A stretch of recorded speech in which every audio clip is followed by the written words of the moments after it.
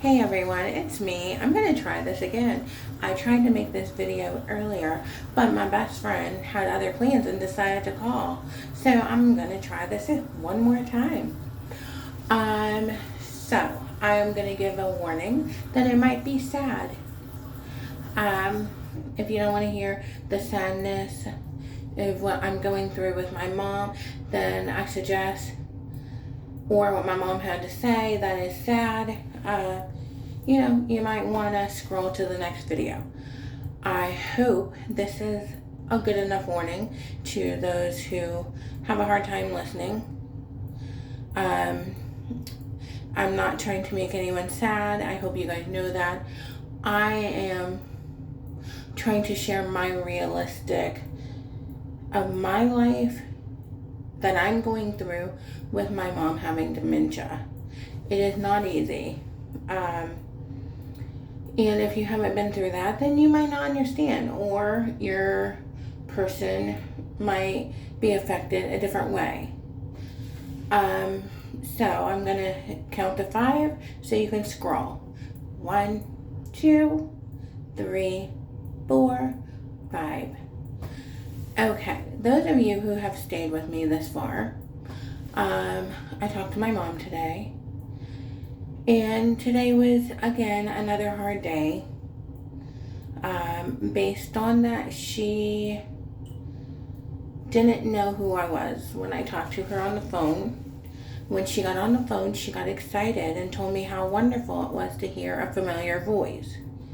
She never told me who she thought I was, but based on our conversation, she had no idea that it was me, her daughter. She wanted me to come and get her and take her back home. She thought it would be nice to have me as company on the way home, which apparently today she lived in Florida in Orlando. She's never lived in Orlando. We did live in Florida when I was a little kid. We did not ever live in the Orlando area. So she even described the place. She's like, it's all it has like a middle part, like a courtyard, and all the people were passing away, but they're not anymore. So I don't know, but yeah. So she wanted me to come pick her up so that I could take her back. She keeps telling me that her mother passed away, which again, like I've said the other day, her mom, my grandma, passed away about 11 years ago now. And it was that she had dementia and she was in a nursing home. My mom said it's not from the disease, it's something to do with something fell on her nose, which caused her death. The only time I know anything fell on anyone's nose was actually me.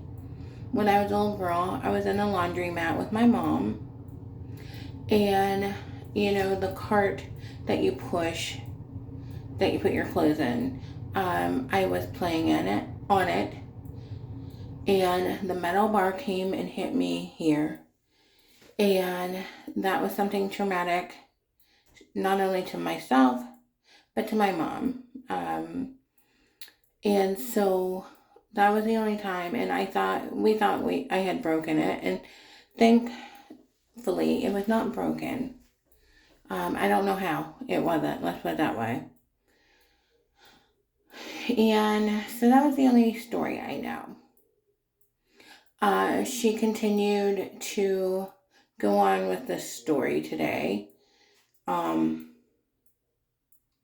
that she had been left in my grandmother's house with no electricity. She didn't know how to call anyone because she didn't have a phone. And she didn't have any phone numbers. And how scared she was about this. And she was alone in the dark. and she just settling up things. And she, then she wants to go home to Orlando. She continued to, I mentioned how other people answered the phone and how I can hear other people around her. Because I went with this story. It was so much. I wasn't going to keep correcting her. And so she did say that, yeah, this place does answer phone calls and they do feed her, but that she was alone in my grandmother's house. Now, in her room, I will say in the nursing home, there's not much light. So I do understand her not thinking like there's no electricity. With older people, you would think they would make the rooms a little brighter, but they don't have a lot of light, especially if someone turns it off, then it would be, really dark. So yeah, she went on with that, and then she got so excited also and wanted to tell me how she met her great, great, great, great grandmother. There, apparently, where she's at. And she was so excited. And then she also met her great, great, great grandmother, who she's in her 90s, and she still walks and talks. And she's Hispanic. Now, but she also wrote a book called I Married a Black Man. I'm sure there might be a book called that. And so my mom has decided that she's either black or has black in her or Hispanic now. And I'm like, you're pretty pale. I don't think so. So for those of you who don't know me, I am black and white. Depending where I live, people think I'm different. So that's why I wanted to clarify.